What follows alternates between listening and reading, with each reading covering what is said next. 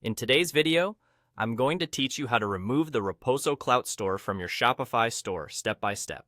Removing an app can sometimes seem a bit daunting, but rest assured, we'll go through this process clearly and easily so you can do it without any hiccups. First, navigate to your Shopify admin page. Once you're logged in, look over on the left panel. You'll find a section labeled Apps. Go ahead and click on that. This section is your gateway to managing all the apps and sales channels you're currently using in your Shopify store. Now, once you've clicked on Apps, you'll want to select Apps and Sales Channels Settings. This option provides a full list of the applications you have installed, allowing you to manage them effectively. Take a moment to go through the list and spot the Roposo Clout app. It's important to ensure you're looking at the right app, especially if you have multiple installs or similar app names. Once you locate it, look for the three dots icon. This icon is your key to additional options. Clicking on these three dots will bring up a small menu of actions you can take on this app.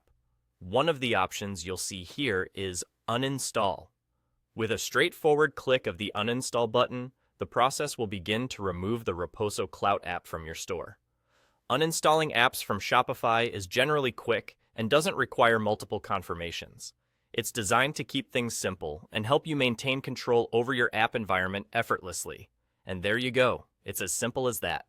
By following these steps, you successfully remove the Roposo Clout Store from your Shopify.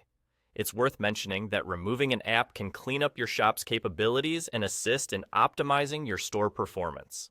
Streamlining the apps you use is a great way to ensure that your Shopify store runs smoothly without unnecessary additions causing any slowdowns or potential conflicts. With that final click, you've not only removed an unwanted app, but you've also taken another step towards efficiently managing your online store environment. I hope this guide was helpful for you.